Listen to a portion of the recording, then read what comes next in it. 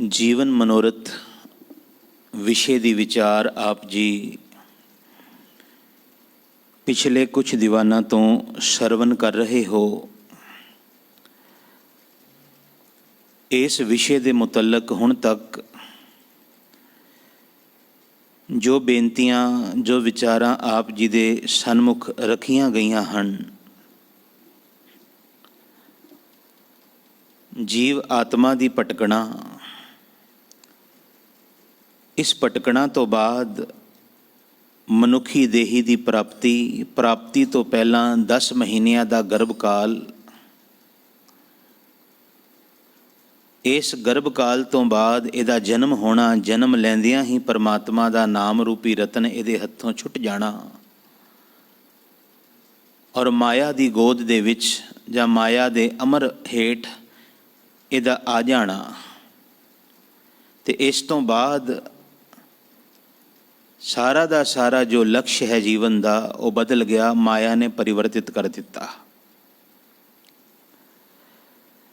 ਭਾਵੇਂ ਸਾਰਿਆਂ ਨੂੰ ਉਸ ਮਾਲਕ ਨੇ ਜੀਵਨ ਦੀ ਪੂੰਜੀ ਦਿੱਤੀ ਹੈ, ਸੁੰਦਰ ਕਾਇਆ ਦਿੱਤੀ ਹੈ,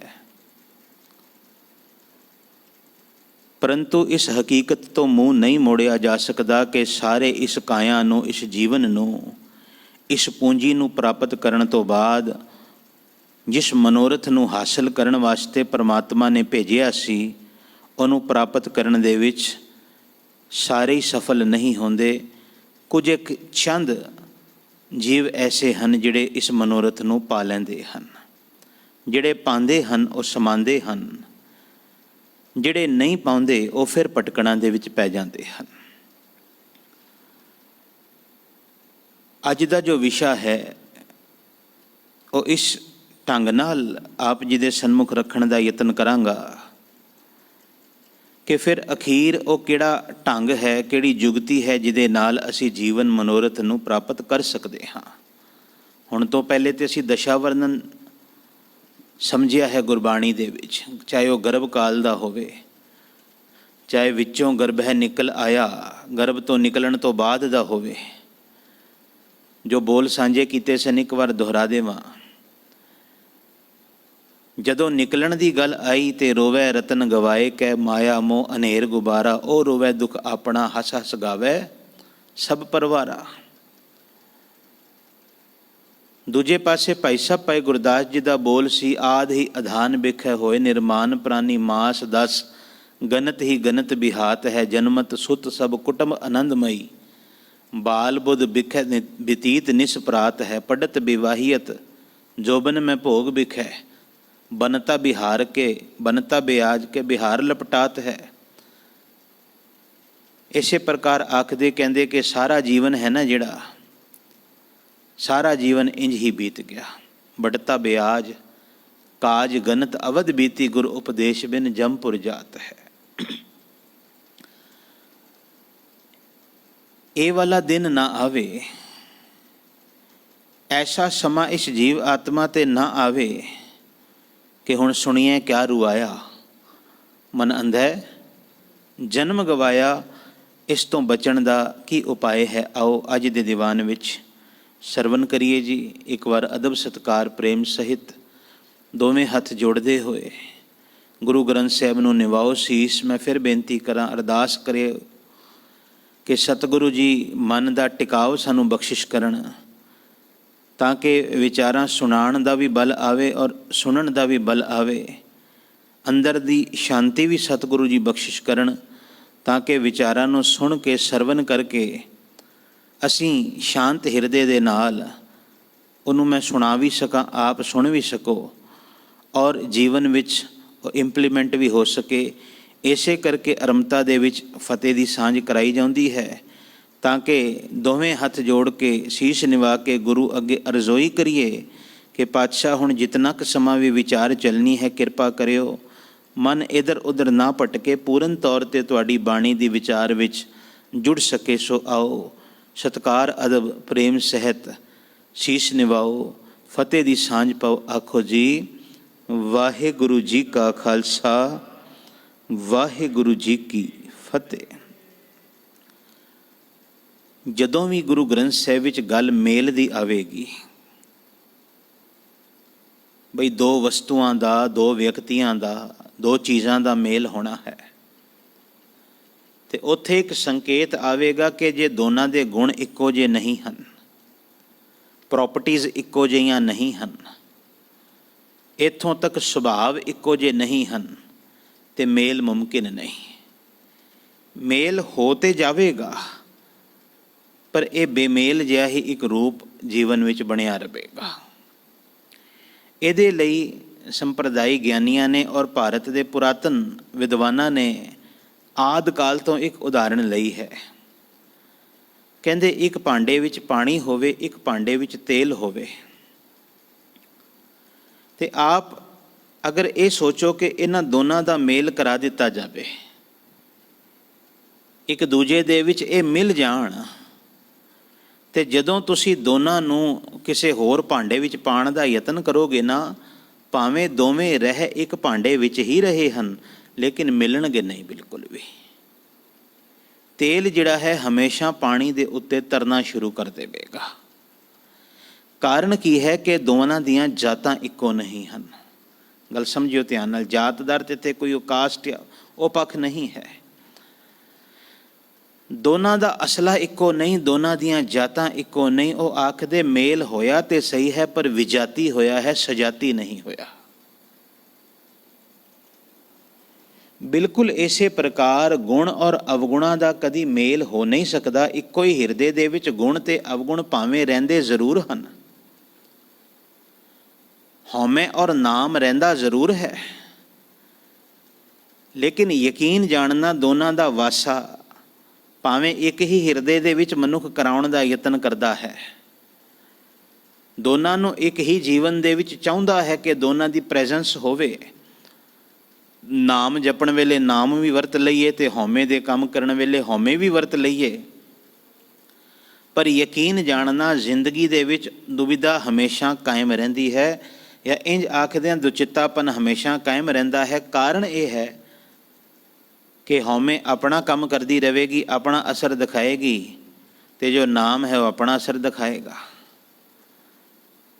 ਇਸੇ ਕਰਕੇ ਮੈਂ ਬੇਨਤੀ ਕਰਾਂ, ਬਹੁਤੇ ਲੋਕ ਗੁਰੂ ਘਰ ਆ ਕੇ ਵੀ ਤੇ ਗੁਰੂ ਨਾਲ ਮਿਲ ਨਹੀਂ ਪਾਉਂਦੇ, ਕਿਉਂਕਿ ਇੱਕ ਪਾਸੇ ਉਹਨਾਂ ਦੇ ਜੀਵਨ ਵਿੱਚ ਨਾਮ ਤੇ ਹੈ, ਬਾਣੀ ਤੇ ਹੈ, ਪਰ ਉਤਨਾ ਹੀ ਜਾਂ ਉਸ ਤੋਂ ਕਿਤੇ ਵਧੇਕ ਦੂਸਰੇ ਪਾਸੇ ਹਉਮੈ ਵੀ ਹੈ, ਹੰਕਾਰ ਵੀ ਹੈ। ਤੇ ਇਸ ਦੁਬਿਧਾ ਵਾਲੀ ਅਵਸਥਾ ਦੇ ਵਿੱਚ ਇਹਨੂੰ ਦੁਬਿਧਾ ਕਿਹਾ ਗਿਆ, ਦੁਚਿੱਤਾਪਨ ਕਿਹਾ ਗਿਆ ਹੈ। ਚਲੋ ਹੋਰ ਸਰਲ ਕਰ ਲਈਏ ਕਿ ਬੰਦਾ ਨਾਮ ਵੀ ਚਾਹੁੰਦਾ ਹੈ, ਪਰ ਦੁਨੀਆ ਵੀ ਛੱਡਣੀ ਨਹੀਂ ਚਾਹੁੰਦਾ। ਔਰ ਦੁਨੀਆ ਨੂੰ ਛੱਡਣ ਦੀ ਜਦੋਂ ਗੱਲ ਆਉਂਦੀ ਹੈ ਨਾ, ਇੱਥੇ ਦੁਨੀਆ ਦੇ ਸੁੱਖ ਜਾਂ ਦੁਨੀਆ ਦੀਆਂ ਸਹੂਲਤਾਂ ਛੱਡਣ ਦੀ ਗੱਲ ਨਹੀਂ ਕੀਤੀ ਗਈ। ਇਹੀ ਕਨਸੈਪਟ ਬਹੁਤੇ ਲੋਕਾਂ ਦਾ ਕਲੀਅਰ ਨਹੀਂ ਹੈ। ਮੈਂ ਥੋੜ੍ਹਾ ਜਿਹਾ ਇਸ ਵਿਚਾਰ ਨੂੰ ਖੋਲ੍ਹ ਦੇਵਾਂ। ਆਣਾ ਉੱਥੇ ਹੀ ਹੈ ਕਿ ਮੇਲ ਕਿਵੇਂ ਹੋਏਗਾ ਗੋਬਿੰਦ ਦੇ ਨਾਲ ਸਾਡਾ, ਕਿਉਂਕਿ ਮਨੋਰਥ ਹੈ ਗੋਬਿੰਦ ਮਿਲਣ ਕੀ, ਇਹ ਤੇਰੀ ਬਰੀਆ ਮਿਲਣ ਦੀ ਗੱਲ ਕੀਤੀ ਗਈ। ਔਰ ਮੇਲ ਹਮੇਸ਼ਾ ਦੋ ਉਹਨਾਂ ਚੀਜ਼ਾਂ ਦਾ ਹੋਏਗਾ ਜਿਹੜੀਆਂ ਸਜਾਤੀ ਹੋਣਗੀਆਂ, ਵਿਜਾਤੀਆਂ ਦਾ ਮੇਲ ਨਹੀਂ ਹੁੰਦਾ ਕਦੀ ਵੀ। ਜੇ ਮਿਲ ਵੀ ਜਾਣ, ਦੁੱਧ ਵਿੱਚ ਪਾਣੀ ਮਿਲਾ ਦਿਓ ਤੇ ਦੁੱਧ ਦੇ ਵਿੱਚ ਉਹ ਕੀ ਖਾਲਸਪਨ ਰਹੇਗਾ? ਵੇਖਣ ਵਿੱਚ ਲੱਗੇਗਾ ਤੇ ਸਹੀ ਵੀ ਦੁੱਧ ਔਰ ਪਾਣੀ ਇੱਕਮਿਕ ਹੋ ਗਏ, ਪਰ ਪਾਣੀ ਪਾਣੀ ਨਹੀਂ ਰਹਿਣਾ, ਦੁੱਧ ਦੁੱਧ ਨਹੀਂ ਰਹਿਣਾ। ਦੁੱਧ ਦਾ ਜੋ ਅਸਲਾ ਹੈ ਉਹ ਡਿੱਗ ਜਾਏਗਾ, ਦੁੱਧ ਦੀ ਜੋ ਕੁਆਲਿਟੀ ਹੈ ਉਹ ਡਿੱਗ ਜਾਏਗੀ। ਤੇ ਪਾਣੀ ਦਾ ਵੀ ਜਿਹੜਾ ਆਪਣਾ ਰੂਪ ਹੈ ਉਹ ਨਹੀਂ ਰਹੇਗਾ। ਪਾਣੀ ਵੀ ਦੁੱਧ ਵਾਲੇ ਰੂਪ ਨੂੰ ਅਪਣਾ ਤੇ ਲਵੇਗਾ, ਲੇਕਿਨ ਪਾਣੀ ਦਾ ਆਪਣਾ ਵਜੂਦ ਗਵਾਇਆ ਜਾਏਗਾ, ਦੁੱਧ ਦਾ ਆਪਣਾ ਖਾਲਸਪਨ ਗਵਾਇਆ ਜਾਏਗਾ। ਮਿਲ ਗਏ ਭਾਵੇਂ ਦੋਵੇਂ, ਮੇਲ ਭਾਵੇਂ ਦੋਵਾਂ ਦਾ ਹੋ ਗਿਆ, ਪਰ ਦੋਵੇਂ ਹੁਣ ਉਹ ਨਾ ਰਹੇ ਜੋ ਉਹ ਆਪਣੇ ਅਸਲ ਰੂਪ ਦੇ ਵਿੱਚ ਪਹਿਲੇ ਸਨ। ਗੱਲ ਸਮਝਣਾ ਧਿਆਨ ਨਾਲ। ਮੈਂ ਬੇਨਤੀ ਕਰ ਰਿਹਾ ਸਾਂ ਕਿ ਦੁਨੀਆ ਨੂੰ ਛੱਡਣ ਦੀ ਜਦੋਂ ਗੱਲ ਆਉਂਦੀ ਹੈ ਨਾ, ਇਹ ਦੋ ਸ਼ਬਦ ਆਣਗੇ ਜੀ, ਦੀਨ ਤੇ ਦੁਨੀਆ। ਦੀਨ ਗਵਾਇਆ ਦੁਨੀ ਸਿਉ ਦੁਨੀ ਨ ਚਾਲੀ ਸਾਥ, ਦੀਨ ਦੁਨੀਆ ਤੇਰੀ ਟੇਕ। ਦੀਨ ਔਰ ਦੁਨੀਆ ਦੋ ਸ਼ਬਦ ਆਣਗੇ। ਦੀਨ ਦਾ ਅਰਥ ਲੈ ਲਓ, ਚਲੋ ਤੁਸੀਂ ਧਰਮ ਵਾਲਾ, ਅਧਿਆਤਮਕਤਾ ਵਾਲਾ। ਧਰਮ ਦੇ ਅਰਥ ਇਹ ਲੈਣਾ, ਮਜ਼ਹਬੀ ਸੋਚ ਨਹੀਂ। ਤੇ ਦੁਨੀਆ ਦਾ ਅਰਥ ਲੈ ਲਓ ਤੁਸੀਂ ਸੰਸਾਰਕ ਪੱਖ, ਵਰਲਡਲੀ ਮੈਟਰਸ, ਵਰਲਡਲੀ ਅਫੇਅਰਸ ਸਾਰੇ। ਹੁਣ ਬੰਦੇ ਨੂੰ ਜਦੋਂ ਇਹ ਕਿਹਾ ਜਾਏਗਾ ਨਾ ਬਈ ਦੀਨ ਨੂੰ ਕਮਾ, ਤੇ ਉਹ ਪੁੱਛੇਗਾ ਕਰਾਂ ਕੀ ਹੈ ਮੈਨੂੰ, ਤੇ ਕਿਹਾ ਜਾਏਗਾ ਦੁਨੀਆ ਨੂੰ ਛੱਡ। ਹੁਣ ਬੰਦਾ ਸੋਚੀ ਪੈ ਜਾਏਗਾ। ਕੋਈ ਬੰਦਾ ਦੁਨੀਆ ਛੱਡਣ ਲਈ ਤਿਆਰ ਨਹੀਂ, ਕਿਉਂਕਿ ਉਹਨੂੰ ਦੁਨੀਆ ਛੱਡਣ ਦਾ ਢੰਗ ਨਹੀਂ ਪਤਾ, ਤਰੀਕਾ ਨਹੀਂ ਪਤਾ। ਗੁਰੂ ਸਾਹਿਬ ਜਦੋਂ ਸੁਮੇਰ ਪਰਬਤ ਦੇ ਉੱਤੇ ਸਿੱਧਾਂ ਦੇ ਨਾਲ ਗੋਸ਼ਟੀ ਪਏ ਕਰਦੇ ਹਨ, ਮੈਂ ਉਸ ਪੁਆਇੰਟ 'ਚੋਂ ਗੱਲ ਕਲੀਅਰ ਕਰਾਂ ਉਸ ਬਾਣੀ ਵਿੱਚੋਂ, ਤੇ ਸਿੱਧਾਂ ਨੇ ਬੜੇ ਮਾਣ ਨਾਲ ਇੱਕ ਗੱਲ ਆਖ ਦਿੱਤੀ। ਲੋਹਾ ਰੀਪਾ ਜੀ ਸੀ ਨਾ ਜਿਹੜਾ ਜੋਗੀ ਸਿੱਧ, ਲੋਹਾ ਰੀਪਾ ਨੇ ਇੱਕ ਗੱਲ ਆਖੀ, ਕਹਿਣ ਲੱਗਾ ਹਾਟੀ ਬਾਟੀ ਰਹੇ ਨਿਰਾਲੇ, ਰੂਖ ਬਿਰਖ ਉਦਿਆਨੇ, ਕੰਦ ਮੂਲ ਆਹਾਰੋ ਖਾਈਏ, ਅਉਧੂ ਬੋਲੇ ਗਿਆਨੇ। ਤੀਰਥ ਨਹਾਈਏ ਸੁਖ ਫਲ ਪਾਈਏ, ਮੈਲ ਨਾ ਲਾਗੇ ਕਾਈ, ਗੋਰਖ ਪੂਤ ਲੋਹਾ ਰੀਪਾ ਬੋਲੇ, ਜੋਗ ਜੁਗਤ ਬਿਦ ਸਾਈ। ਇਹ ਪੜ੍ਹਨਾ ਰਾਮਕਲੀ ਰਾਗ ਅੰਦਰ ਗੁਰੂ ਨਾਨਕ ਸਾਹਿਬ ਜੀ ਬੜੀ ਗੰਭੀਰ ਬਾਣੀ ਜੇ ਸਿੱਧ ਗੋਸ਼ਟ। ਆਪ ਜੀ ਨੇ ਪਿਛਲੇ ਸਮਿਆਂ ਦੇ ਵਿੱਚ ਇਹਦੀ ਲੜੀਵਾਰ ਕਥਾ ਤਕਰੀਬਨ ਸਾਲ ਇੱਕ ਲੱਗਾ ਸੀ ਕਿ 10 ਮਹੀਨੇ ਆਪ ਜੀ ਨੇ ਸਰਵਨ ਕੀਤੀ ਸੀ ਇਸੇ ਸਟੇਜ ਤੋਂ, ਇਸੇ ਦਰਬਾਰ ਵਿੱਚ, ਜਿਹਦੇ ਵਿੱਚ ਗੁਰੂ ਨਾਨਕ ਸਾਹਿਬ ਜੀ ਨੂੰ ਸਵਾਲ ਕਰ ਰਹੇ ਹਨ ਸਿੱਧ, ਔਰ ਸਤਿਗੁਰੂ ਜੀ ਉਹਨਾਂ ਸਵਾਲਾਂ ਦੇ ਉੱਤਰ ਪਏ ਦਿੰਦੇ ਹਨ। ਇਤਨੇ ਗਹਿਰੇ ਸਵਾਲ ਔਰ ਉਸ ਨਾਲੋਂ ਵੀ ਗਹਿਰੇ ਔਰ ਗੰਭੀਰ ਉੱਤਰ। ਜੇ ਕਿਸੇ ਨੇ ਗੁਰੂ ਨਾਨਕ ਨੂੰ ਸਮਝਣਾ ਹੈ ਤੇ ਯਕੀਨ ਜਾਣਨਾ ਉਹ ਸਿੱਧ ਗੋਸ਼ਟ ਪੜ੍ਹੇ, ਜਪਜੀ ਸਾਹਿਬ ਦੀ ਬਾਣੀ ਪੜ੍ਹੇ, ਗੁਰੂ ਨਾਨਕ ਨੂੰ ਸਮਝੇਗਾ। ਗੁਰੂ ਨਾਨਕ ਤੋਂ ਪੜ੍ਹਨਾ ਸ਼ੁਰੂ ਹੋ ਜਾਏਗਾ। ਚਲੋ ਆਖਣ ਲੱਗਾ ਲੋਹਾ ਰੀਪਾ ਕਿ ਦੇਖੋ ਜੀ ਅਸੀਂ ਤੇ ਦੁਨੀਆ ਤੋਂ ਛੁੱਟਣ ਦਾ ਜਿਹੜਾ ਢੰਗ ਹੈ ਨਾ, ਉਹ ਇਹੀ ਸਮਝੀ ਬੈਠੇ ਹਾਂ। ਸਾਨੂੰ ਜੋ ਸਾਡੇ ਗੁਰੂਆਂ ਨੇ ਸਮਝਾਇਆ ਹੈ, ਸਾਡੇ ਨਾਥਾਂ ਨੇ ਸਮਝਾਇਆ ਕਿ ਨਾ ਹੱਟੀਆਂ ਚਲਾਣੀਆਂ ਹਨ, ਨਾ ਘਰ ਗ੍ਰਹਿਸਤੀ ਵਸਾਉਣੀ ਹੈ, ਨਾ ਪੱਕੇ ਘਰ ਬਣਾਉਣੇ ਹਨ, ਨਾ ਜੇਬ ਵਿੱਚ ਪੈਸੇ ਰੱਖਣੇ, ਨਾ ਪੈਸਿਆਂ ਨੂੰ ਕਮਾਉਣ ਦਾ ਜੀਵਨ ਦੇ ਵਿੱਚ ਕੋਈ ਖਿਆਲ ਲੈ ਕੇ ਆਉਣਾ ਹੈ। ਸਗੋਂ ਇਹਨਾਂ ਸਾਰੀਆਂ ਅਲਾਮਤਾਂ ਨੂੰ ਸਮਝਣਾ, ਮੈਂ ਸੋਚ ਸਮਝ ਕੇ ਸ਼ਬਦ ਵਰਤ ਰਿਹਾ, ਛੱਡ ਦੇਣਾ ਹੈ। ਤੇ ਜਦੋਂ ਇਹਨਾਂ ਸਾਰਿਆਂ ਨੂੰ ਛੱਡ ਕੇ ਦਰਖਤਾਂ ਦੇ ਥੱਲੇ ਰਵੋਗੇ, ਜੰਗਲਾਂ ਦੇ ਵਿੱਚ ਰਵੋਗੇ, ਪਹਾੜਾਂ 'ਤੇ ਰਵੋਗੇ, ਗੁਫਾਵਾਂ ਵਿੱਚ ਰਵੋਗੇ, ਔਰ ਆਪਣੇ ਸਰੀਰ ਦਾ ਪਾਲਣ ਪੋਸ਼ਣ ਕਰਨ ਦੇ ਲਈ ਕੰਦ ਮੂਲ ਖਾਓਗੇ, ਭਾਵ ਜੋ ਕੁਝ ਜ਼ਮੀਨ ਦੇ ਅੰਦਰ ਗਾਜਰ ਮੂਲੀ ਇਤਿਆਦ ਉਗਦੀ ਪਈ ਹੈ, ਬਸ ਇਸੇ ਨੂੰ ਆਪਣਾ ਆਹਾਰ ਬਣਾ ਲਵੋਗੇ, ਝਰਨਿਆਂ ਦਾ ਤਲਾਬਾਂ ਦਾ ਪਾਣੀ ਪੀ ਲਵੋਗੇ, ਔਰ ਸਮੇਂ ਸਮੇਂ ਸਿਰ ਤੀਰਥਾਂ 'ਤੇ ਜਾਵੋਗੇ, ਕਿਸੇ ਨੇ ਭਿਕਸ਼ਾ ਦੇ ਦਿੱਤੀ ਲੈ ਲਵੋਗੇ, ਨਾ ਸੋਹਣੇ ਵਸਤਰ ਪਾਉਣੇ ਹਨ, ਜਿਹੇ ਜਿਹੇ ਵਸਤਰ ਹਨ ਉਹ ਪਾ ਲਵੋਗੇ। ਇਸ ਤਰੀਕੇ ਦੇ ਨਾਲ ਤੁਹਾਨੂੰ ਗਿਆਨ ਦੀ ਪ੍ਰਾਪਤੀ ਹੋਏਗੀ। ਇਹ ਕੌਣ ਕਹਿ ਰਿਹਾ ਹੈ? ਗੋਰਖ ਪੂਤ ਲੋਹਾ ਰੀਪਾ ਬੋਲੇ, ਜੋਗ ਜੁਗਤ ਬਿਧ ਸਾਈ, ਕਿ ਪਰਮਾਤਮਾ ਦੇ ਨਾਲ ਇਕਮਿਕ ਹੋਣ ਦੀ, ਉਹਦੇ ਨਾਲ ਜੋਗ ਹੋਣ ਦੀ, ਉਹਦੇ ਨਾਲ ਮਿਲਾਪ ਕਰਨ ਦੀ ਜਿਹੜੀ ਵਿਧ ਹੈ ਉਹ ਇਹੀ ਹੈ, ਢੰਗ ਇਹੀ ਹੈ, ਇਹੀ ਜੁਗਤੀ ਹੈ ਸਾਡੇ ਕੋਲ। ਸਤਿਗੁਰੂ ਜੀ ਇਹਦੀ ਸਾਰੀ ਗੱਲ ਸੁਣ ਕੇ ਨਾ ਹੁਣ ਇਹਨੂੰ ਉੱਤਰ ਦੇ ਰਹੇ ਹਨ, ਤੇ ਕੇਵਲ ਲੋਹਾ ਰੀਪਾ ਜਾਂ ਉਹਨਾਂ ਸਿੱਧਾਂ ਨੂੰ ਉੱਤਰ ਨਹੀਂ ਦਿੱਤਾ। ਇਹ ਉੱਤਰ ਅੱਜ ਵੀ ਉਤਨਾ ਹੀ ਅਸਰਦਾਰ ਹੈ, ਉੱਤਰ ਅੱਜ ਵੀ ਉਤਨਾ ਹੀ ਕੰਮ ਕਰੇਗਾ ਜਿਤਨਾ ਉਸ ਵੇਲੇ ਕਰ ਰਿਹਾ ਸੀ। ਸਤਿਗੁਰੂ ਕਹਿੰਦੇ ਜਿਸ ਪਰਮਾਤਮਾ ਨੇ ਸੋਹਣੀ ਕਾਇਆ ਦਿੱਤੀ, ਸੋਹਣਾ ਪਰਿਵਾਰ ਦਿੱਤਾ, ਸੋਹਣੇ ਹੱਥ ਪੈਰ ਦਿੱਤੇ, ਸੋਹਣਾ ਦਿਮਾਗ ਦਿੱਤਾ, ਤੇ ਇਹਨਾਂ ਸਾਰੀਆਂ ਚੀਜ਼ਾਂ ਨੂੰ ਉਹਦੇ ਕੋਲੋਂ ਪ੍ਰਾਪਤ ਕਰਨ ਤੋਂ ਬਾਅਦ ਇਹਨਾਂ ਨੂੰ ਨਾ ਵਰਤਣਾ, ਹੱਥਾਂ ਪੈਰਾਂ ਨਾਲ ਕਿਰਤ ਨਾ ਕਰਨੀ, ਆਪਣੀ ਉਪਜੀਵਕਾ ਆਪ ਨਾ ਕਮਾਣੀ। ਇਸੇ ਪ੍ਰਕਾਰ ਜੋ ਘਰ ਪਰਿਵਾਰ ਪਰਮਾਤਮਾ ਨੇ ਦਿੱਤਾ ਉਹਦੇ ਨਾਲ ਨਾ ਰਹਿਣਾ, ਜੋ ਧਨ ਦੌਲਤ ਪਰਮਾਤਮਾ ਨੇ ਦਿੱਤੀ, ਜੋ ਵੀ ਵਿੱਤ ਦਿੱਤਾ, ਕਿਸੇ ਨੂੰ ਥੋੜਾ ਕਿਸੇ ਨੂੰ ਵੱਧ, ਇਹ ਸਭ ਦਾ ਵਕਤ ਜੇ। ਉਸ ਵਿੱਤ ਦਾ ਤਿਆਗ ਕਰ ਦੇਣਾ, ਕਹਿੰਦੇ ਇਹ ਨਾ ਸ਼ੁਕਰਾਪਨ ਹੈ, ਨਿਰੋਲ ਨਾ ਸ਼ੁਕਰਾਪਨ ਹੈ। ਬਲਕਿ ਮੈਨੂੰ ਇੱਥੇ ਗੁਰੂ ਹਰਕ੍ਰਿਸ਼ਨ ਸਾਹਿਬ ਜੀ ਦੀ ਉਹ ਗੱਲ ਯਾਦ ਆ ਜਾਂਦੀ ਹੈ, ਜਦੋਂ ਬੰਗਲਾ ਸਾਹਿਬ ਪਹਿਲੀ ਵਾਰ ਸਤਿਗੁਰੂ ਗਏ ਨਾ, ਰਾਜਾ ਜੈ ਸਿੰਘ ਦਾ ਇਹ ਬੰਗਲਾ ਹੋਇਆ ਕਰਦਾ ਸੀ, ਅਤੇ ਇਹਦੀ ਜਿਹੜੀ ਰਾਣੀ ਸੀ ਨਾ, ਉਹ ਗੋਲੀਆਂ ਦੇ ਵਿੱਚ ਰਲ ਗਈ। ਉਹਨੇ ਆਪਣੀ ਇੱਕ ਦਾਸੀ ਨੂੰ ਆਪਣੇ ਕੱਪੜੇ ਪਵਾ ਦਿੱਤੇ ਅਤੇ ਆਪ ਆਪਣੀ ਨੌਕਰਾਣੀ ਵਾਲੇ ਗੋਲੀਆਂ ਵਾਲੇ ਕੱਪੜੇ ਪਾ ਕੇ ਗੋਲੀਆਂ ਦੇ ਵਿੱਚ ਰਲ ਗਈ। ਗੁਰੂ ਹਰਕ੍ਰਿਸ਼ਨ ਸਾਹਿਬ ਮਹਾਰਾਜ ਛੋਟੀ ਜਿਹੀ ਉਮਰ ਜੇ, 7.5-8 ਸਾਲਾਂ ਦੀ ਉਮਰ ਕੇਵਲ, ਅਤੇ ਉਸ ਅਵਸਥਾ ਦੇ ਵਿੱਚ ਗੁਰੂ ਪੂਰਾ ਹੈ ਨਾ, ਸਰੀਰ ਦਾ ਕੋਈ ਉੱਥੇ ਮਹੱਤਵ ਨਹੀਂ ਰਹਿ ਜਾਂਦਾ ਬਈ ਸਰੀਰ ਛੋਟਾ ਹੈ ਜਾਂ ਵੱਡਾ ਹੈ। ਗੁਰੂ ਤੇ ਜੋਤੀ ਦਾ ਨਾਮ ਹੈ। ਜਦੋਂ ਉਸ ਬੰਗਲੇ ਦੇ ਵਿੱਚ ਸਤਿਗੁਰੂ ਜੀ ਆਏ, ਉਹਨਾਂ ਨੇ ਚਰਨ ਪਾਏ, ਤੇ ਜਦੋਂ ਇਹ ਸਭ ਕੁਝ ਉੱਥੇ ਨਜ਼ਾਰਾ ਵੇਖਿਆ ਨਾ, ਗੁਰੂ ਹਰਕ੍ਰਿਸ਼ਨ ਸਾਹਿਬ ਦੇ ਮੁਖ ਤੋਂ ਇੱਕ ਬੋਲ ਨਿਕਲਿਆ ਸੀ, ਇੱਕ ਬਚਨ। ਸਤਿਗੁਰੂ ਨੇ ਕਿਹਾ ਸੀ ਕਿ ਜਿਸ ਅਕਾਲ ਪੁਰਖ ਨੇ ਸਾਨੂੰ ਸਭ ਕੁਝ ਬਖਸ਼ਿਸ਼ ਕੀਤਾ ਹੈ, ਲੋਕ ਦੇ ਸੁੱਖ ਬਖਸ਼ਿਸ਼ ਕੀਤੇ ਹਨ, ਬਹੁਤੇ ਲੋਕਾਂ ਦੇ ਕੋਲ ਇਸ ਲੋਕ ਦੇ ਸੁੱਖ ਨਹੀਂ ਹੋਇਆ ਕਰਦੇ, ਨਹੀਂ ਹੁੰਦੇ ਉਹਨਾਂ ਕੋਲ।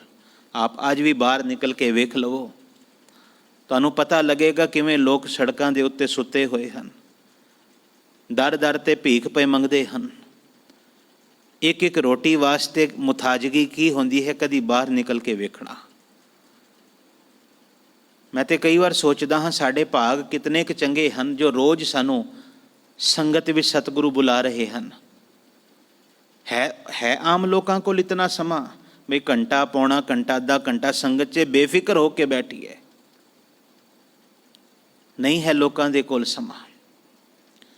ਚਲੋ ਜੇ ਚਿੰਤਾ ਵਿੱਚ ਵੀ ਤੁਸੀਂ ਇੱਥੇ ਆਏ ਹੋ, ਕਈ ਵਾਰ ਚਿੰਤਾ ਔਰ ਆਸ ਕਰਕੇ ਹੀ ਬੰਦਾ ਆਉਂਦਾ ਹੈ, ਆਪਣੀ ਕਿਸੇ ਸਮੱਸਿਆ ਦਾ ਨਿਵਾਰਨ ਕਰਾਉਣ ਲਈ ਹੀ ਆਉਂਦਾ ਹੈ। ਮੈਂ ਕਹਿੰਦਾ ਆਓ ਜ਼ਰੂਰ, ਸਮੱਸਿਆ ਦਾ ਨਿਵਾਰਨ ਹੋਵੇ ਭਾਵੇਂ ਨਾ ਹੋਵੇ, ਪਿਆਰ ਐਸਾ ਗੁਰੂ ਨਾਲ ਪਾ ਲਵੋ ਪਾਤਸ਼ਾਹ ਕਿ ਇਹ ਆਣਾ ਹੁਣ ਕਦੀ ਰੁਕੇ ਨਾ। ਜਦ ਤੱਕ ਸਵਾਸ ਹਨ, ਜਦ ਤੱਕ ਪੈਰਾਂ ਵਿੱਚ ਜਾਨ ਹੈ, ਬੰਦਾ ਕਹਿੰਦਾ ਨਾ ਜਦ ਤੱਕ ਸਲਾਮਤ ਹਾਂ ਜੀ, ਤੁਰਦਾ ਫਿਰਦਾ ਹਾਂ ਜਦ ਤੱਕ, ਕਿਰਪਾ ਕਰ ਉਦੋਂ ਤੱਕ ਸੰਗਤ ਵਿੱਚ ਲੈ ਕੇ ਆਂਦਾ ਰਵੀਂ, ਬੁਲਾਉਂਦਾ ਰਵੀਂ। ਜਾਂ ਇੰਝ ਹੀ ਅਰਦਾਸ ਕਰ ਦਈਏ, ਚਲੋ ਪਾਤਸ਼ਾਹ ਜੀ ਜਦ ਤੱਕ ਸੰਗਤ ਬਖਸ਼ਣੀ ਹੈ ਉਦੋਂ ਤੱਕ ਸਲਾਮਤੀ ਵੀ ਨਾਲ ਹੀ ਦੇ ਰੱਖੀ। ਐਸਾ ਨਾ ਹੋਵੇ ਨਾ ਮੁਤਾਜ ਹੋ ਜਾਵਾਂ। ਮੁਤਾਜਗੀ ਬਹੁਤ ਵੱਡੀ ਇੱਕ ਯਕੀਨ ਜਾਣਨਾ ਸਤਸੰਗੀਓ, ਮੇਰੇ ਕੋਲ ਸ਼ਬਦ ਨਹੀਂ ਜੇ ਮੈਂ ਸਮਝਾ ਸਕਾਂ, ਬੜੀ ਵੱਡੀ ਇੱਕ ਪੀੜਾ ਜੇ। ਅਤੇ ਜਦੋਂ ਇਹ ਸ਼ਬਦ ਆਉਣ ਨਾ, ਚਲੋ ਮੈਂ ਵਿਸ਼ੇ ਤੋਂ ਥੋੜ੍ਹਾ ਜਿਹਾ ਬਾਹਰ ਨਿਕਲਿਆ ਹਾਂ, ਪਰ ਜ਼ਰੂਰ ਕਹਿੰਦਾ ਜਾਵਾਂ, ਭਾਵਨਾ ਅੱਜ ਬਣੀ ਹੋਈ ਹੈ ਉਸ ਚੀਜ਼ ਦੀ, ਜਾਂ ਉਹ ਚੀਜ਼ ਗੁਰੂ ਸਾਹਿਬ ਨੇ ਉਸ ਪਾਸੇ ਤੋਰ ਦਿੱਤੀ। ਹਰਿਮੰਦਰ ਸਾਹਿਬ ਜਦੋਂ ਵੀ ਪੁਰਾਤਨ ਗੁਰਸਿੱਖ ਜਾਂਦੇ ਸਨ ਨਾ, ਅੱਜ ਤਾਂ ਖੈਰ ਚਲੋ ਅਸੀਂ ਕਈ ਹੋਰ ਭਾਵਨਾਵਾਂ ਨਾਲ ਚਲੇ ਜਾਂਦੇ ਹਾਂ। ਜਿਉਂ ਹਰਿਮੰਦਰ ਸਾਹਿਬ ਦੀਆਂ ਪੌੜੀਆਂ ਕੋਈ ਉਤਰਦਾ ਸੀ ਨਾ, ਅਤੇ ਪਰਿਕਰਮਾ ਵਿੱਚ ਦਾਖਲ ਹੁੰਦੇ ਸਾਰ ਆਮ ਤੌਰ 'ਤੇ ਤੁਸੀਂ ਵੇਖਣਾ, ਜਿੱਥੇ ਦਾਖਲ ਹੁੰਦੇ ਹਨ ਉੱਥੋਂ ਹੀ ਦਰਬਾਰ ਸਾਹਿਬ ਨੂੰ ਨਤਮਸਤਕ ਹੋਈਦਾ ਹੈ, ਫਿਰ ਪਰਿਕਰਮਾ ਕਰਕੇ ਅਤੇ ਦਰਬਾਰ ਸਾਹਿਬ ਦੇ ਅੰਦਰ ਜਾਈਦਾ ਹੈ। ਪੁਰਾਤਨ ਗੁਰਸਿੱਖ ਉਸ ਵੇਲੇ ਵੀ ਇਹ ਸ਼ਬਦ ਵਰਤਦੇ ਸਨ, ਧੰਨ ਧੰਨ ਗੁਰੂ ਰਾਮਦਾਸ, ਰੱਖੀ ਗਰੀਬ ਦੀ ਲਾਜ, ਕਰੀ ਨਾ ਕਿਸੇ ਦਾ ਮੁਤਾਜ। ਇਹ ਅਰਦਾਸ ਹਰਿਮੰਦਰ ਦੀ ਪਰਿਕਰਮਾ ਵਿੱਚ ਉਤਰਦਿਆਂ ਹੀ ਕਰਿਆ ਕਰਦੇ ਸਨ ਪੁਰਾਤਨ ਗੁਰਸਿੱਖ। ਮੈਂ ਖੁਦ ਸੁਣਿਆ ਹੈ, ਮੈਂ ਖੁਦ ਕੀਤੀ ਹੈ ਅਰਦਾਸ। ਮੈਂ ਸ਼ਬਦ ਫਿਰ ਦੁਹਰਾਵਾਂ, ਔਰ ਮੈਂ ਪਿਛਲੇ ਦਿਨ ਵੀ ਬੇਨਤੀ ਕੀਤੀ ਸੀ, ਤੁਸੀਂ ਆਪਣੀ ਰੋਜ਼ ਦੀ ਅਰਦਾਸ ਵਿੱਚ ਇਹ ਸ਼ਬਦ ਸ਼ਾਮਿਲ ਕਰ ਦਿਓ। ਭਾਵੇਂ ਹਰਿਮੰਦਰ ਨਹੀਂ ਗਏ ਕੋਈ ਗੱਲ ਨਹੀਂ, ਪਰ ਗੁਰੂ ਰਾਮਦਾਸ ਜੀ ਤੇ ਸਾਡੇ ਨਾਲ ਹਨ, ਗੁਰੂ ਨਾਨਕ ਤੇ ਸਾਡੇ ਨਾਲ ਹੈ। ਗੁਰੂ ਨਾਨਕ ਔਰ ਗੁਰੂ ਰਾਮਦਾਸ ਵਿੱਚ ਫਰਕ ਨਹੀਂ, ਫਰਕ ਲੋਕਾਂ ਦੀ ਸੋਚ ਦਾ ਹੈ ਬਸ। ਜੋਤ 오ਹਾ ਜੁਗਤ ਸਾਏ, ਸ਼ਹ ਕਾਇਆ ਪੇਰ ਪਲਟੀ ਹੈ। ਕੇਵਲ ਕਾਇਆ ਹੀ ਤੇ ਬਦਲੀ ਹੈ, ਜੋਤ ਉਹੀ ਹੈ। ਕਿਸੇ ਵੇਲੇ ਉਸ ਜੋਤ ਦਾ ਨਾਮ ਗੁਰੂ ਨਾਨਕ ਸੀ, ਕਿਸੇ ਵੇਲੇ ਗੁਰੂ ਰਾਮਦਾਸ ਹੈ, ਕਿਸੇ ਵੇਲੇ ਗੁਰੂ ਗੋਬਿੰਦ ਸਿੰਘ ਹੈ, ਕਿਸੇ ਵੇਲੇ ਗੁਰੂ ਗ੍ਰੰਥ ਸਾਹਿਬ ਹੈ। ਆਪਣੀ ਰੋਜ਼ ਦੀ ਅਰਦਾਸ ਦੇ ਵਿੱਚ ਇਹ ਬੋਲ ਸ਼ਾਮਲ ਕਰ ਲਵੋ, ਧੰਨ ਧੰਨ ਗੁਰੂ ਰਾਮਦਾਸ, ਰੱਖੀ ਗਰੀਬ ਦੀ ਲਾਜ, ਕਰੀ ਨਾ ਕਿਸੇ ਦਾ ਮੁਥਾਜ। ਰੋਜ਼ ਅਰਦਾਸ ਕਰਿਆ ਕਰੋ, ਵਾਰ-ਵਾਰ ਕਰਿਆ ਕਰੋ ਤੇ ਇਹ ਬੇਨਤੀ ਕਰਿਆ ਕਰੋ, ਪਾਤਸ਼ਾਹ ਜਦ ਤੱਕ ਜਾਨ ਹੈ, ਜਦ ਤੱਕ ਬਲ ਹੈ, ਆਪਣੇ ਜੋਗੇ ਹਾਂ, ਕਿਰਪਾ ਕਰ ਆਪਣੀ ਸੰਗਤ ਨਾਲ ਕਿਸੇ ਨਾ ਕਿਸੇ ਰੂਪ ਵਿੱਚ ਜੋੜੀ ਰੱਖ, ਕਿਸੇ ਨਾ ਕਿਸੇ ਰੂਪ ਵਿੱਚ। ਉਹ ਚਾਹੇ ਮੈਂ ਘਰ ਤੇਰੀ ਬਾਣੀ ਦਾ ਪਾਠ ਹੀ ਕਿਉਂ ਨਾ ਕਰਾਂ, ਸਹਿਜ ਪਾਠ ਹੀ ਕਿਉਂ ਨਾ ਕਰਾਂ, ਮੈਂ ਗੁਰਦੁਆਰੇ ਆਵਾਂ, ਘਰ ਦੇ ਵਿੱਚ ਮੈਂ ਪਰਿਵਾਰ ਦੇ ਨਾਲ ਜੁੜ ਕੇ ਬਾਣੀ ਦਾ ਪਾਠ ਕਰਾਂ, ਵਿਚਾਰ ਕਰਾਂ, ਇਹ ਸਭ ਕੁਝ ਸੰਗਤ ਜੇ। ਮੇਰੇ ਮਨ ਵਿੱਚ ਤੇਰੀ ਸਿਫਤ ਸਲਾਹ ਦੇ ਵਿਚਾਰ ਆਣ, ਇਹ ਵੀ ਸੰਗਤ ਹੈ। ਪਰ ਫਿਰ ਮੈਂ ਬੇਨਤੀ ਕਰਾਂ, ਜੋ ਮਹਾਤਮ ਸੱਚਮੁੱਚ ਗੁਰੂ ਦੀ ਸੰਗਤ ਵਿੱਚ ਆਉਣ ਦਾ ਹੈ ਨਾ, ਗੁਰਦੁਆਰੇ ਆਉਣ ਦਾ ਹੈ, ਗੁਰੂ ਘਰ ਦੇ ਵਿੱਚ ਆਉਣ ਦਾ ਹੈ, ਉਹ ਮਹਾਤਮ ਬਿਲਕੁਲ ਵੱਖਰਾ ਜੇ, ਉਹ ਰਸ ਬਿਲਕੁਲ ਵੱਖਰਾ ਹੈ, ਜੋ ਤੁਸੀਂ ਇੱਥੇ ਆ ਕੇ ਖੁਦ ਮਹਿਸੂਸ ਕਰੋਗੇ ਗੱਲ। ਅਰਦਾਸ ਜ਼ਰੂਰ ਕਰੀਏ, ਧੰਨ ਧੰਨ ਗੁਰੂ ਰਾਮਦਾਸ, ਰੱਖੀ ਗਰੀਬ ਦੀ ਲਾਜ, ਕਰੀ ਨਾ ਕਿਸੇ ਦਾ ਮੁਥਾਜ। ਇਹ ਅਰਦਾਸ ਕਰੀਏ, ਰੋਜ਼ ਰੋਜ਼ ਕਰੀਏ, ਵਾਰ-ਵਾਰ ਕਰੀਏ। ਤੇ ਗੁਰੂ ਹਰਕ੍ਰਿਸ਼ਨ ਸਾਹਿਬ ਮਹਾਰਾਜ ਉਸ ਬੰਗਲੇ ਵਿੱਚ ਜਦ ਗਏ, ਅੱਜ ਜਿਹਨੂੰ ਗੁਰਦੁਆਰਾ ਬੰਗਲਾ ਸਾਹਿਬ ਆਖਦੇ ਹਾਂ, ਕਿਉਂਕਿ ਬੰਗਲਾ ਸੀ, ਤੇ ਰਾਣੀ ਨੂੰ ਵੇਖਿਆ ਕਿ ਇਹਨੇ ਗੋਲੀਆਂ ਵਾਲੇ ਕੱਪੜੇ ਪਾਏ ਹੋਏ ਹਨ, ਗੋਲੀਆਂ ਵਾਲੀ ਵੇਸ਼ਭੂਸ਼ਾ ਬਣਾਈ ਹੋਈ ਹੈ। ਸਤਿਗੁਰੂ ਨੇ ਇੱਕੋ ਹੀ ਗੱਲ ਕਹੀ, ਜਿਸ ਅਕਾਲ ਪੁਰਖ ਨੇ ਸਾਨੂੰ ਇਤਨੀਆਂ ਬਖਸ਼ਿਸ਼ਾਂ ਦਿੱਤੀਆਂ, ਸਾਡੇ ਆਲੇ ਦੁਆਲੇ ਨੌਕਰ ਚਾਕਰ ਦਿੱਤੇ, ਸੁੱਖ ਸਹੂਲਤਾਂ ਦਿੱਤੀਆਂ, ਤੇ ਇਹ ਸਭ ਕੁਝ ਪ੍ਰਾਪਤ ਕਰਨ ਤੋਂ ਬਾਅਦ ਉਹਦਾ ਸ਼ੁਕਰਾਨਾ ਕਰਨ ਦੇ ਬਜਾਏ ਜੇ ਕੋਈ ਬੰਦਾ ਐਸੇ ਸਾਂਗ ਕਰੇ ਨਾ, ਐਸੇ ਨਾਟਕ ਕਰੇ, ਤੇ ਅਕਾਲ ਪੁਰਖ ਵਾਸਤੇ ਕੋਈ ਵੱਡੀ ਗੱਲ ਨਹੀਂ ਉਹ ਗੋਲੀ ਨੂੰ ਰਾਣੀ ਤੇ ਰਾਣੀ ਨੂੰ ਗੋਲੀ ਬਣਾ ਦੇਵੇ। ਉਹ ਇੱਕ ਛਿਨ ਵਿੱਚ ਸਭ ਕੁਝ ਕਰ ਸਕਦਾ ਹੈ। ਬਾਣੀ ਪੜ੍ਹੋ, ਸਤਿਗੁਰੂ ਤੇ ਸਾਫ਼ ਕਹਿੰਦੇ, ਭੇਖਾਰੀ ਤੇ ਰਾਜ ਕਰਾਵੇ, ਰਾਜਾ ਤੇ ਭੇਖਾਰੀ। ਇਹ ਉਸ ਅਕਾਲ ਪੁਰਖ ਲਈ ਕੋਈ ਔਖੀ ਗੱਲ ਹੈ ਹੀ ਨਹੀਂ। ਇੱਕ ਭਿਖਾਰੀ ਨੂੰ ਇੱਕ ਛਿਨ ਵਿੱਚ ਉਹ ਰਾਜਾ ਬਣਾ ਸਕਦਾ ਹੈ, ਤੇ ਇੱਕ ਰਾਜੇ ਨੂੰ ਇੱਕ ਛਿਨ ਨਹੀਂ ਲੱਗਦਾ। ਜਿਤਨੀ ਦੇਰ ਵਿੱਚ ਅਸੀਂ ਅੱਖ ਝਮਕ ਰਹੇ ਹਾਂ ਨਾ, ਇਸ ਨਾਲੋਂ ਵੀ ਘੱਟ ਸਮਾਂ ਲੱਗੇਗਾ ਇੱਕ ਰਾਜੇ ਨੂੰ ਮੰਗਤਾ ਬਣਨ ਦੇ ਵਿੱਚ, ਤੇ ਇੱਕ ਮੰਗਤੇ ਨੂੰ ਰਾਜਾ ਬਣਨ ਦੇ ਵਿੱਚ। ਪਰ ਸਾਰੀ ਗੱਲ ਇਹ ਜੇ, ਜੋ ਰਾਜਾ ਹੈ ਨਾ, ਰਾਜ ਪ੍ਰਾਪਤ ਕਰਨ ਤੋਂ ਬਾਅਦ ਜੇ ਉਹਦਾ ਸ਼ੁਕਰਾਨਾ ਕਰੇ, ਧੰਨਵਾਦ ਕਰੇ, ਵਾਰ-ਵਾਰ ਉਸ ਮਾਲਕ ਦੀ ਮਿਹਰਮਤ ਨੂੰ ਜਾਣ ਕੇ ਉਹਦੇ ਅੱਗੇ ਸ਼ੀਸ਼ ਨਿਵਾ ਦੇਵੇ, ਉਹਦੀ ਬਖਸ਼ਿਸ਼ ਨੂੰ ਮਹਿਸੂਸ ਕਰੇ, ਫਿਰ ਇਹ ਰਾਜ ਪਾ ਗਿਆ, ਇਹ ਸੁੱਖ ਸਹੂਲਤਾਂ ਮਿਲੀਆਂ ਤਾਂ ਪ੍ਰਵਾਨ ਹਨ। ਮੈਂ ਉੱਥੇ ਹੀ ਆਵਾਂ। ਲੋਹਾ ਰੀਪਾ ਕਹਿਣ ਲੱਗਾ, ਨਾਨਕ ਸਾਡੇ ਲਈ ਤੇ ਗਿਆਨ ਦਾ ਮਾਰਗ ਇਹੀ ਹੈ, ਹਾਟੀ ਬਾਟੀ ਰਹੇ ਨਿਰਾਲੇ। ਅਸੀਂ ਕੰਮ ਧੰਦੇ ਨਹੀਂ ਕਰਦੇ ਜੀ, ਹੱਟੀਆਂ ਪਾਣੀ ਸਾਡੇ ਵੱਸ ਦੀ ਗੱਲ ਨਹੀਂ, ਭਾਵ ਕਿਰਤ ਨਹੀਂ ਕਰਦੇ ਅਸੀਂ, ਘਰ ਗ੍ਰਸਤੀ ਨਹੀਂ ਵਸਾਉਂਦੇ ਅਸੀਂ, ਰੂਖ ਬਿਰਖ ਉਦਿਆਨੇ। ਸਾਡਾ ਘਰ ਲੋਕਾਂ ਦੀ ਤਰ੍ਹਾਂ ਮਹਿਲ ਮਾੜੀਆਂ ਹਵੇਲੀਆਂ ਜਾਂ ਪੱਕੇ ਘਰ ਨਹੀਂ ਹਨ।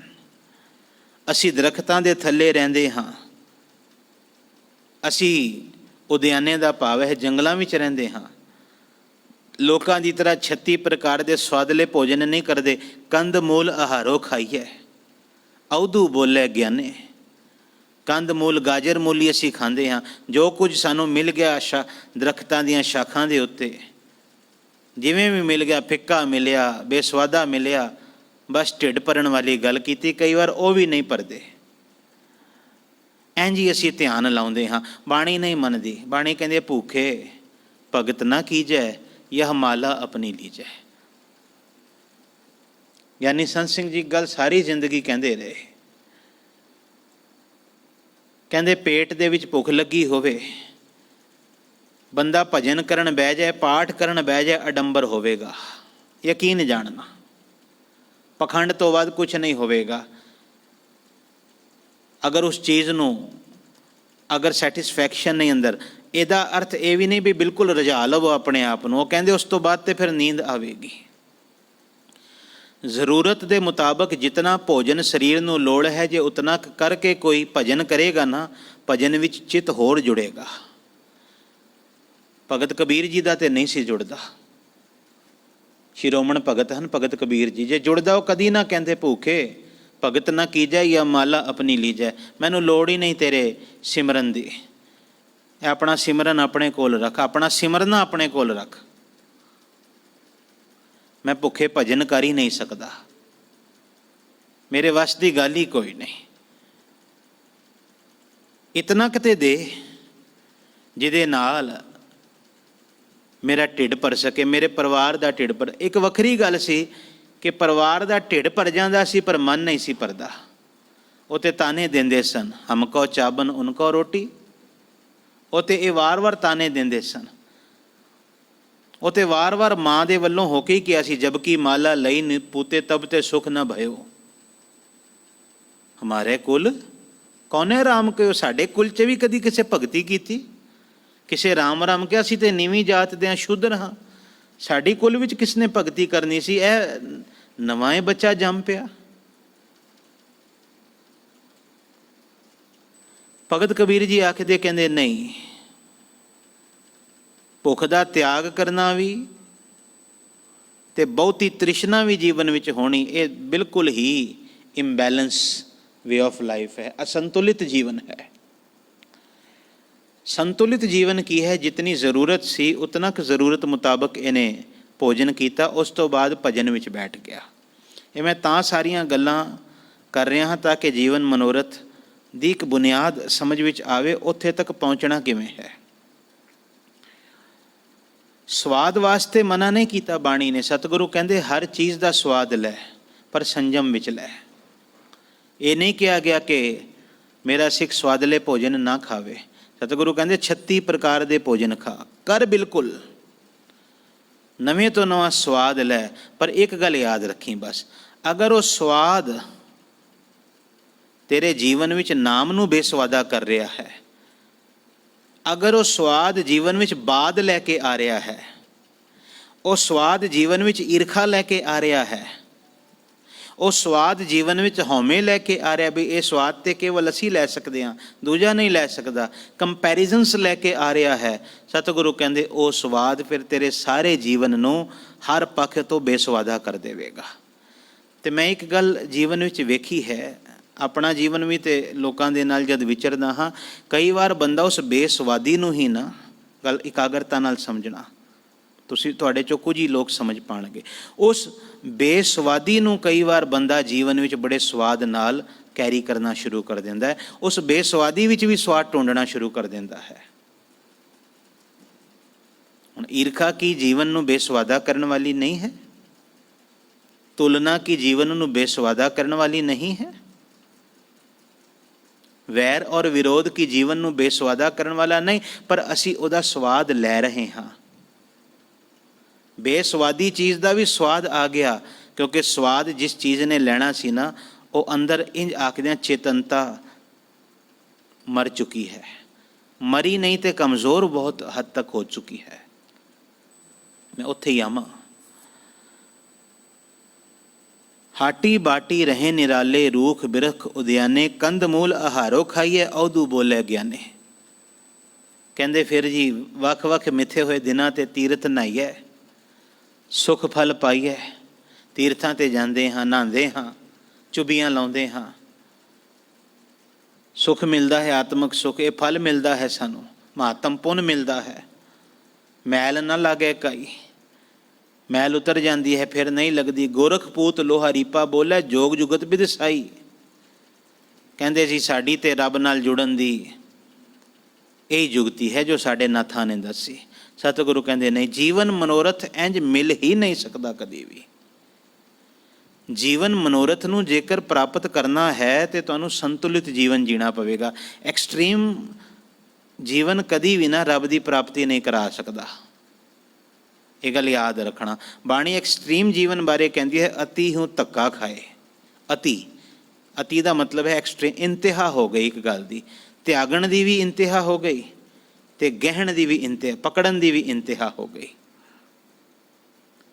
ਸਤਿਗੁਰੂ ਜੀ ਨੇ ਇੱਕ ਸੰਤੁਲਿਤ ਜੀਵਨ ਦੱਸਿਆ ਹੈ। ਬਾਬਾ ਹੋਰ ਖਾਣਾ ਖੁਸ਼ੀ ਖਵਾਰ, ਬਾਬਾ ਹੋਰ ਪਹਿਨਣ ਖੁਸ਼ੀ ਖਵਾਰ, ਬਾਬਾ ਹੋਰ ਚੜ੍ਹਨਾ ਖੁਸ਼ੀ ਖਵਾਰ, ਬਾਬਾ ਹੋਰ ਸੌਣਾ ਖੁਸ਼ੀ ਖਵਾਰ। ਹਰ ਇੱਕ ਕਿਰਿਆ ਦੇ ਨਾਲ ਸਤਿਗੁਰੂ ਨੇ ਜੁੜਿਆ। ਜੇ ਖਾਣ ਦੀ ਗੱਲ ਕੀਤੀ, ਜਿਤ ਖਾਧੈ ਤਨ ਪੀੜੀਐ ਮਨ ਮੈਂ ਚਲੇ ਵਿਕਾਰ, ਜਿਤ ਪੈਦੈ ਤਨ ਪੀੜੀਐ ਮਨ ਮੈਂ ਚਲੇ ਵਿਕਾਰ, ਜਿਤ ਚੜਿਆ ਤਨ ਪੀੜੀਐ ਮਨ ਮੈਂ ਚਲੇ ਵਿਕਾਰ। ਸਤਿਗੁਰੂ ਜੀ ਨੇ ਇੱਕ ਇੱਕ ਚੀਜ਼ ਦੇ ਨਾਲ ਸਾਨੂੰ ਬੈਲੈਂਸ, ਇੱਕ ਸੰਤੁਲਿਤ ਜੀਵਨ ਬਖਸ਼ਿਸ਼ ਕੀਤਾ ਹੈ। ਇੱਕ ਇੱਕ ਚੀਜ਼ ਵਿੱਚ ਸੰਤੁਲਨ ਦਿੱਤਾ ਹੈ। ਪਾਤਸ਼ਾਹ ਕਹਿੰਦੇ ਕਿ ਜੀਵਨ ਵਿੱਚ ਰੱਬ ਦੀ ਪ੍ਰਾਪਤੀ ਜਾਂ ਮਨੋਰਥ ਨੂੰ ਹਾਸਲ ਕਰਨ ਦਾ ਤਰੀਕਾ ਇਹ ਨਹੀਂ। ਉਹ ਪੁੱਛਦੇ ਫਿਰ ਤੁਸੀਂ ਦੱਸੋ ਕੀ ਹੈ। ਸਤਿਗੁਰੂ ਆਪਣੀ ਵਿਚਾਰਧਾਰਾ ਬਖਸ਼ਦੇ, ਕਹਿੰਦੇ ਹਾਟੀ ਬਾਟੀ ਨੀਂਦ ਨਾ ਆਵੇ, ਪਰ ਘਰ ਚਿਤ ਨਾ ਡੁਲਾਈ। ਸਤਿਗੁਰੂ ਕਹਿੰਦੇ ਮਨੁੱਖ ਦੀ ਜ਼ਿੰਦਗੀ ਦੇ ਪਰ ਘਰ ਸਮਝ ਲੈਣਾ, ਇੱਥੇ ਪਰ ਘਰ, ਔਰ ਪਰ ਘਰ ਵਿੱਚ ਰਹਿਣ ਵਾਲਾ ਪਰਜੀਵੀ ਹੁੰਦਾ ਹੈ। ਬਸ ਇਤਨੀ ਗੱਲ ਸਮਝ ਲੈਣਾ। ਜਿਹਦੇ ਕੋਲ ਆਪਣਾ ਘਰ ਨਹੀਂ ਨਾ, ਆਪਣੇ ਘਰ ਦਾ ਇਹ ਨਾ ਲੈਣਾ ਜਿਸ ਘਰ 'ਚ ਅਸੀਂ ਰਹਿ ਰਹੇ ਹਾਂ ਵੀ ਕਿਰਾਏ ਦੇ ਮਕਾਨ 'ਤੇ, ਉਹ ਚੀਜ਼ਾਂ ਨਹੀਂ ਹਨ ਇੱਥੇ। ਇੱਥੇ ਗੱਲ ਆਤਮਾ ਔਰ ਸੁਰਤ ਦੀ ਪਈ ਹੁੰਦੀ ਹੈ। ਜਿਸ ਸੁਰਤ ਦੇ ਕੋਲ ਆਪਣਾ ਘਰ ਨਹੀਂ, ਜਿਸ ਮਨ ਦੇ ਕੋਲ ਆਪਣਾ ਘਰ ਨਹੀਂ, ਜਿਸ ਆਤਮਾ ਦੇ ਕੋਲ ਆਪਣਾ ਘਰ ਨਹੀਂ, ਯਕੀਨ ਜਾਣਨਾ ਉਹ ਹਰ ਆਤਮਾ, ਹਰ ਸੁਰਤ, ਇਹ ਸਭ ਇੱਕੋ ਹੀ ਜੀਵ ਦਾ ਅੰਸ਼ ਜੇ, ਵੱਖ ਵੱਖ ਨਹੀਂ ਹਨ ਇਹ ਚੀਜ਼ਾਂ। ਇੱਕੋ ਹੀ ਜੀਵਨ ਦੇ ਵਿੱਚ ਇਹ ਸਭ ਕੁਝ ਆਉਂਦਾ ਹੈ। ਬਸ ਸਟੇਜਿਸ ਵੱਖ ਹਨ ਨਾ, ਸਮਝਣ ਵਾਲੀਆਂ ਗੱਲਾਂ ਵੱਖ ਹਨ। ਕਿਧਰੇ ਮਨ ਕਹਿ ਦਿੱਤਾ, ਕਿਧਰੇ ਕੌਨਸ਼ੀਅਸ ਕਹਿ ਦਿੱਤਾ, ਚੇਤਨਤਾ ਕਹਿ ਦਿੱਤਾ, ਕਿਧਰੇ ਸੋਲ ਕਹਿ ਦਿੱਤਾ, ਪਰ ਜੁੜੇ ਸਾਰੇ ਇੱਕੋ ਹੀ ਪਰਸਨ ਦੇ ਨਾਲ ਹਨ। ਇੰਝ ਆਖਦੇ ਇੱਕੋ ਹੀ ਪਰਸਨੈਲਿਟੀ ਦੇ ਨਾਲ ਸਾਰੇ ਜੁੜੇ ਹੋਏ ਹਨ। ਕਿਧਰੇ ਉਹਦੀ ਬੁੱਧੀ ਕਹਿ ਦੇਣਗੇ, ਕਿਧਰੇ ਉਹਦੇ ਕਰਮ ਕਹਿ ਦੇਣਗੇ, ਹੈ ਸਭ ਕੁਝ ਇੱਕੋ ਦੀ ਗੱਲ ਪਈ ਹੁੰਦੀ ਹੈ। ਜੇ ਮੇਰੀ ਗੱਲ ਹੋ ਰਹੀ ਹੈ ਤੇ ਮੇਰਾ ਹੀ ਉਹ ਇੰਟੈਲੈਕਟ ਵੀ ਹੋਏਗਾ, ਮੇਰੀ ਹੀ ਉਹ ਸੋਲ ਵੀ ਹੋਏਗੀ, ਮੇਰੀ ਹੀ ਉਹ ਕੌਨਸ਼ੀਅਸ ਵੀ ਹੋਏਗੀ, ਮੇਰਾ ਹੀ ਉਹ ਵਿਜ਼ਡਮ ਵੀ ਹੋਏਗਾ, ਸਭ ਕੁਝ ਮੇਰੇ ਨਾਲ ਜੁੜਿਆ ਹੋਏਗਾ। ਪਰ ਘਰ ਦੀ ਜਦੋਂ ਗੱਲ ਆਈ ਨਾ, ਪਰ ਘਰ ਦਾ ਅਰਥ ਇੱਕ ਤੇ ਇਹ ਹੈ ਜੀ ਪਰਾਇਆ ਘਰ, ਪਰਾਇਆ ਰੂਪ, ਪਰਾਇਆ ਤਨ। ਦੂਸਰਾ ਪਰ ਘਰ ਦਾ ਜੋ ਮੈਂ ਮਤਲਬ ਸਮਝਿਆ ਹੈ ਉਹ ਇਹ ਹੈ, ਬੰਦਾ ਜਦੋਂ ਆਪਣੇ ਆਪ ਨੂੰ ਵੇਖਣਾ ਬੰਦ ਕਰ ਦੇਵੇ ਤੇ ਜਦੋਂ ਦੂਸਰੇ ਦੇ ਨਾਲ ਪ੍ਰਤੀਯੋਗਿਤਾ ਦੇ ਚੱਕਰ ਵਿੱਚ ਪੈ ਜਾਵੇ, ਕੰਪੀਟੀਸ਼ਨ ਵਿੱਚ ਪੈ ਜਾਵੇ, ਇਹਨੂੰ ਪਰ ਘਰ ਕਿਹਾ ਗਿਆ ਹੈ। ਵੀ ਮੇਰੇ ਕੋਲ 10 ਲੱਖ ਹਨ, ਮੇਰੇ ਭਰਾ ਦੇ ਕੋਲ 15 ਲੱਖ ਹਨ। ਹੁਣ ਜਦ ਤੱਕ ਮੇਰੇ ਕੋਲ 16 ਜਾਂ 20 ਨਹੀਂ ਹੁੰਦੇ, ਉਦੋਂ ਤੱਕ ਮੈਂ ਆਪਣੇ ਭਰਾ ਤੋਂ ਸੁਪੀਰੀਅਰ ਨਹੀਂ ਹਾਂ। ਗੱਲ ਸਮਝਿਓ ਧਿਆਨ ਦੇ ਨਾਲ। ਮੇਰੇ ਕੋਲ 500 ਗਜ ਦਾ ਮਕਾਨ ਹੈ, ਭਰਾ ਦੇ ਕੋਲ 1000 ਗਜ ਦਾ ਮਕਾਨ ਹੈ, ਜਾਂ ਗਵਾਂਢੀ ਦੇ ਕੋਲ, ਮੇਰੇ ਦੋਸਤ ਕੋਲ, ਭਰਾ ਹੀ ਨਹੀਂ ਹੁੰਦਾ ਹਰ ਵਾਰ। ਕਈ ਵਾਰ ਗਵਾਂਢੀ ਹੈ, ਕਈ ਵਾਰ ਦੋਸਤ ਹੈ, ਕਈ ਵਾਰ ਕੋਈ ਐਸਾ ਹੈ ਜਿਹਦੇ ਨਾਲ ਲੈਣਾ ਦੇਣਾ ਵੀ ਨਹੀਂ ਦੂਰ ਦੂਰ ਤੱਕ ਦਾ, ਬਸ ਆ ਕੇ ਰਹਿਣ ਲੱਗ ਪਿਆ ਕੋਲ, ਅੰਦਰ ਈਰਖਾ ਆਉਣ ਲੱਗ, ਪਤਾ ਨਹੀਂ ਕਿੱਥੋਂ ਆ ਗਈ ਆਪਣੇ ਆਪ। ਇਹਨੂੰ ਕਹਿੰਦੇ ਪਰ ਘਰ।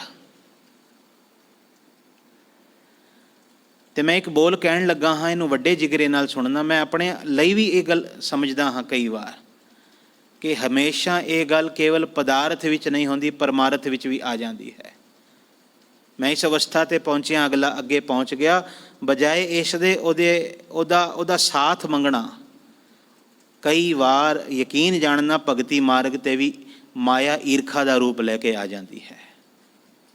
ਸ਼ੁਰੂਆਤ ਤੇ ਵੈਸੇ ਹੋ ਹੀ ਜਾਂਦੀ ਹੈ ਜਦੋਂ ਬੰਦਾ ਥੋੜ੍ਹਾ ਬਹੁਤ ਕਥਾ ਕੀਰਤਨ ਜਾਂ ਸ਼ਬਦ ਪੜ੍ਹਨੇ ਸਿੱਖ ਜਾਵੇ।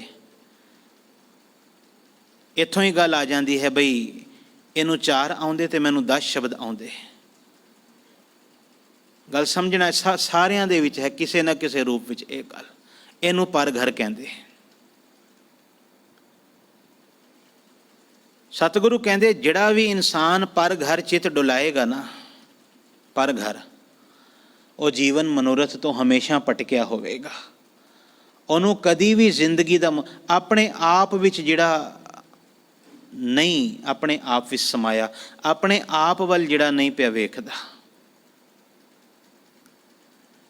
ਜਿਹੜਾ ਕੇਵਲ ਦੂਜਿਆਂ ਨੂੰ ਵੇਖ ਰਿਹਾ ਹੈ ਵੀ ਦੂਜਾ ਕਿੱਥੇ ਪਹੁੰਚ ਗਿਆ ਹੈ, ਉਹ ਕਿੱਥੇ ਤੱਕ। ਉਹ ਹੁਣ ਪੱਖ ਕੋਈ ਵੀ ਹੋਵੇ, ਕਈ ਵਾਰ ਆਰਥਿਕ ਪੱਖ ਹੁੰਦਾ ਹੈ ਪੈਸਿਆਂ ਵਾਲਾ, ਕਈ ਵਾਰ ਸਮਾਜਿਕ ਪੱਖ ਹੁੰਦਾ ਹੈ ਬਈ ਇਹਦੇ ਕੋਲ ਕਿਹੜੀ ਪਦਵੀ ਤੇ ਮੇਰੇ ਕੋਲ ਕਿਹੜੀ ਪਦਵੀ। ਇਹ ਵੀ ਸਾਰੀਆਂ ਗੱਲਾਂ ਹਨ। ਮੈਂ ਜ਼ਿਆਦਾ ਬਹੁਤ ਖੁਲਾਸਾ ਨਾ ਕਰਾਂ, ਤੁਹਾਨੂੰ ਸਭ ਕੁਝ ਇਹ ਚੰਗੀ ਤਰੀਕੇ ਨਾਲ ਪਤਾ ਹੀ ਹੈ।